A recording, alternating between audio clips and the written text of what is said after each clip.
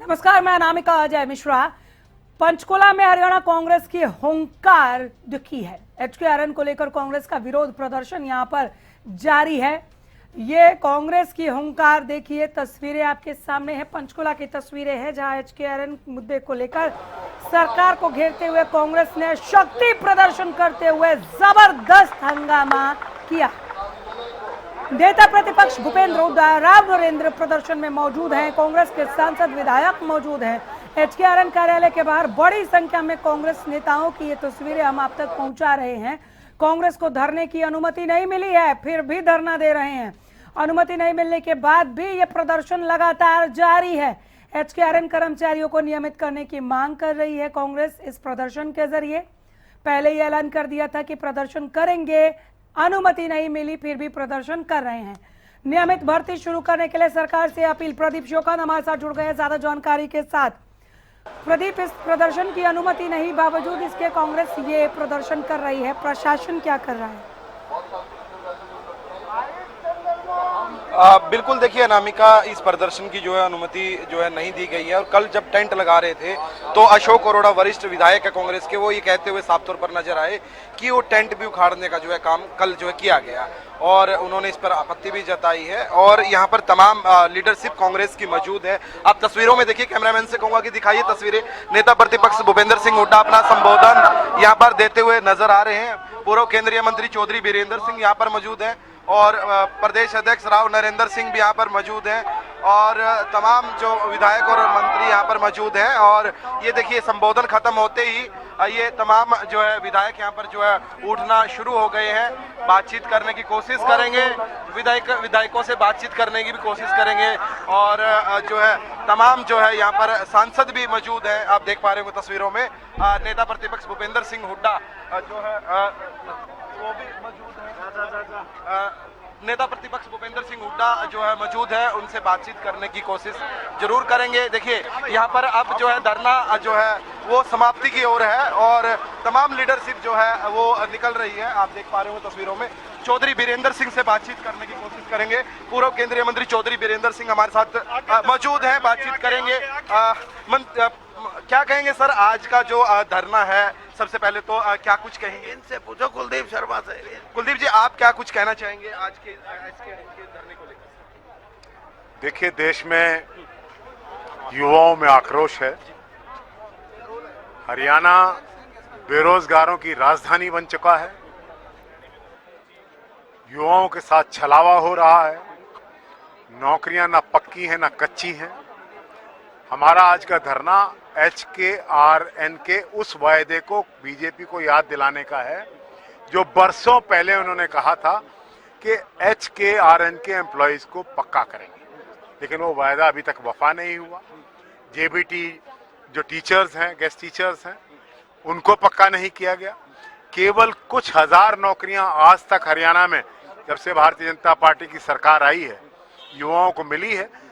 देश में भी आक्रोश है और आज आप देख रहे हैं कि कितनी बड़ी संख्या में एकजुट होकर इस युवाओं की और बेरोजगारों की लड़ाई लड़ने के लिए आज यहाँ कांग्रेस एकत्रित हुई है। हम इस लड़ाई को आज यहाँ लेकर जा रहे हैं। सदन में लड़ेंगे, फिर सड़कों पर लड़ेंगे, हर जिले में लड़ेंगे, हर तहसील में लड़ेंगे। सरकार के खिलाफ आवाज बुलंद करेंगे। सर, क्या कुछ कहेंगे? आज की जो ये तमाम बातचीत रही है, आप क्या कुछ कहेंगे, आप क्या कुछ कहना चाहेंगे? अगली रणनीति कांग्रेस की क्या? अगली रणनीति यही है जो राहुल गांधी जी ने कहा है कि अब लड़ाई इस बात की नहीं कि सत्ता मिले, अब कांग्रेसमैन को लड़ाई ये लड़नी पड़ेगी जिसको रेजिस्टेंस की लड़ाई करते हैं, और वो लड़ाई है जिसको आप मिल के लड़ोगे और दूसरी पार्टियों को भी ये बात समझानी पड़ेगी कि अगर आपको संविधान बचाना है, प्रजातंत्र बचाना है, अपना वोट का अधिकार बचाना है, और जो कमेरे वर्ग को और गरीब लोगों को जो सुविधाएं भारत के संविधान में डॉक्टर भीमराव अंबेडकर द्वारा दी गई हैं, उनको बचाना है।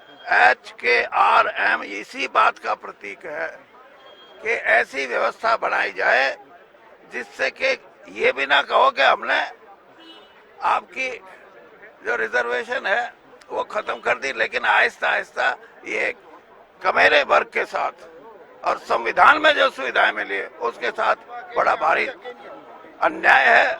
और ये आहिस्ता आहिस्ता इनकी परतें खुलनी शुरू हो गई हैं। और लड़ाई, जैसे मैं बता रहा हूं कि लड़ाई सड़कों पे नहीं, लड़के सड़क पे भी अंतिम शोर तक लड़ी जाएगी। सर, सदन में भी ये बात उठाने का काम किया जाए क्योंकि विधानसभा सेशन आने वाला है जल्दी। हाँ, वो तो सीएलपी फैसला करे, क्योंकि अच्छी इनकी स्ट्रेंथ बहुत है और हाउस को चलने ना दे। अगर इनकी बातों पे अमल नहीं होता और ये जो विशेष बातें हैं जो आम साधारण लोगों के लिए हैं, इन पे अगर हाउस में भी कोई चर्चा नहीं होती, कोई निर्णय नहीं लिए जाते, तो जैसे दिल्ली में 20-22 दिन का हाउस नहीं चला, ये मतलब ये नहीं है आप भी कह दोगे प्रेस के इतने पैसे खर्च होते हैं, और ये जो लूट रहे हैं देश को उसका भी हिसाब ले लो यार। पूर्व केंद्रीय मंत्री चौधरी बीरेंद्र सिंह को आप सुन रहे थे, जिन्होंने तमाम जानकारी दी। नेता प्रतिपक्ष भूपेंद्र सिंह हुड्डा भी देखिए जाते हुए नजर आ रहे हैं, बातचीत करने की कोशिश उनसे भी करेंगे। नेता प्रतिपक्ष भूपेंद्र सिंह हुड्डा जो है यहाँ पर जो है जाते हुए नजर आ रहे हैं, बातचीत करने की कोशिश करेंगे। हुड्डा साहब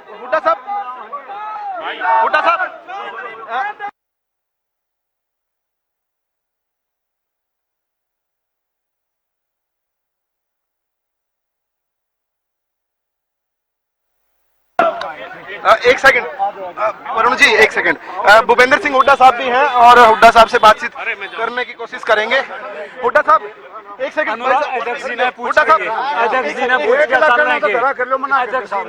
हुड्डा साहब घरा बता दी, घरा आ जाओ, आना कर। क्या कुछ कहेंगे घर पे? देखिए नेता प्रतिपक्ष भूपेंद्र सिंह हुड्डा जो है यहाँ पर जो है नजर आ रहे थे और बातचीत जो है साफ मना करते हुए नजर आए भूपेंद्र सिंह हुड्डा, लेकिन संबोधन जरूर उन्होंने अपना यहाँ पर दिया है। और ये जो अभी समाप्त हो गया है प्रदर्शन जो है कांग्रेस का लगातार जारी था, वो अभी समाप्त हो गया है और भी तमाम लीडरशिप है उनसे बातचीत करने की कोशिश करेंगे।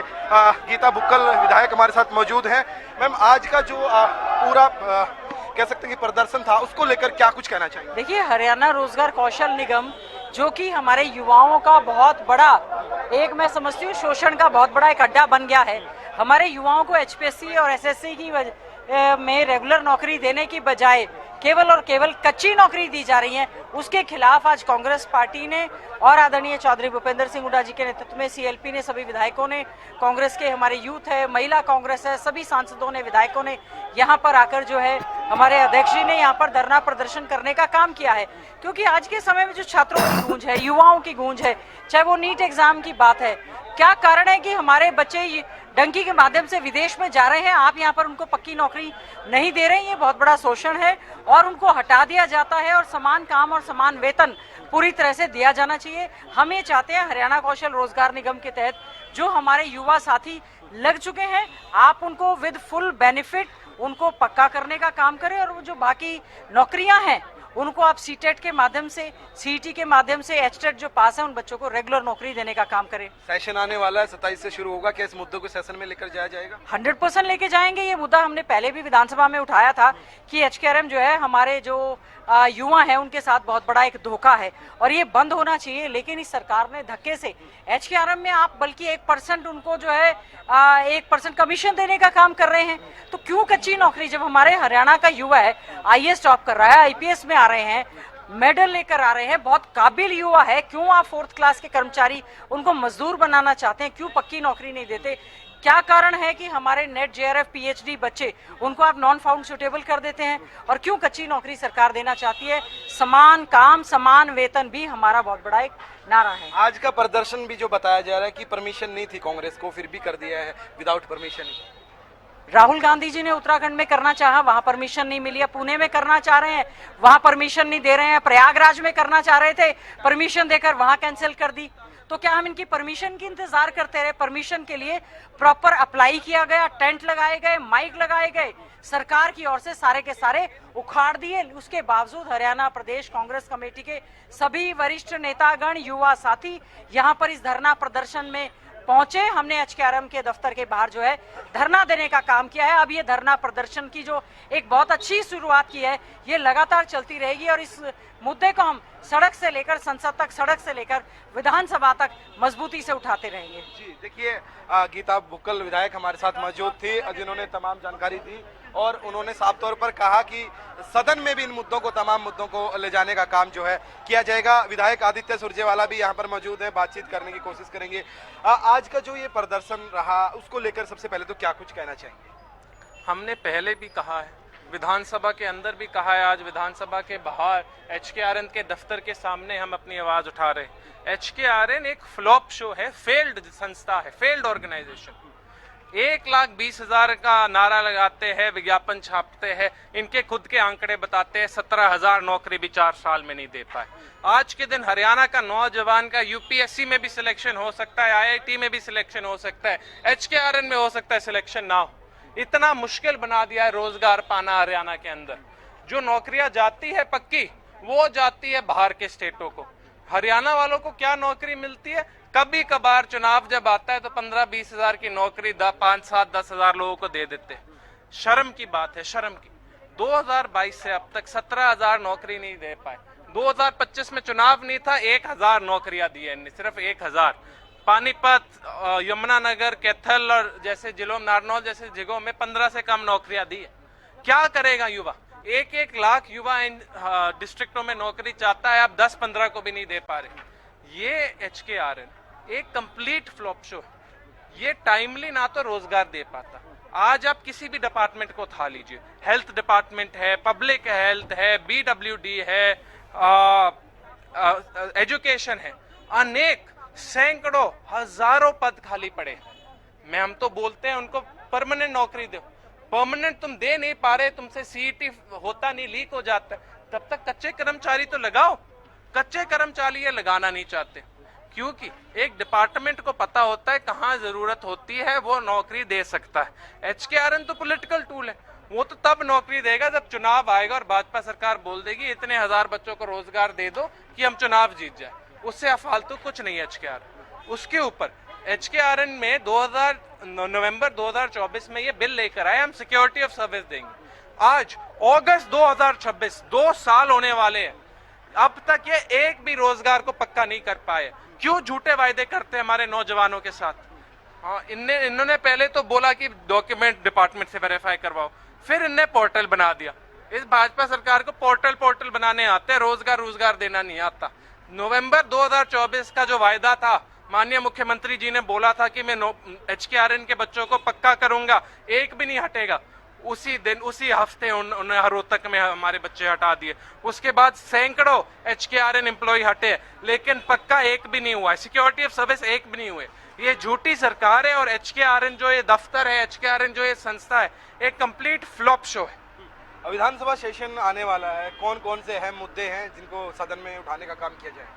आज हम जानते हैं इस भाजपा सरकार ने, वो युवा हो, हमारे सीईटी के लीक्स की वजह से, हमारे एचकेआरएन में घोटालों की वजह से, हमारे किसान साथी जिन्होंने बहुत गंभीर समय देखा है, क्योंकि बारिश हो नहीं रही, कई फालतू बारिश हो रही है, क्रॉप डैमेज होने लग रहा है।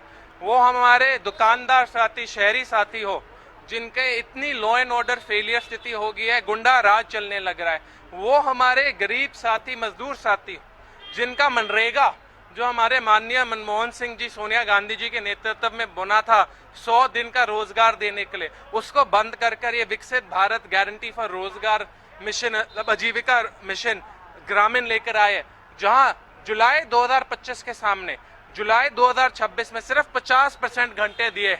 अगर 10 घंटे पिछली बार मुझे मिले थे एक हफ्ते में जुलाई के अंदर, इस बार सिर्फ 5 घंटे मिले, क्योंकि इस भाजपा सरकार को किसी की टेंशन नहीं।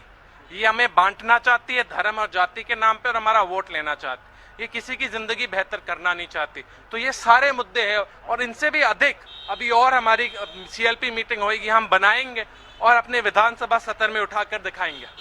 देखिए, आदित्य सुरजेवाला ने तमाम चलिए बातचीत को जारी रखिए और पहुंचाइए हम तक। बहुत शुक्रिया फिलहाल इस तमाम जानकारी के लिए। प्रदीप, आपका नजर बनाए।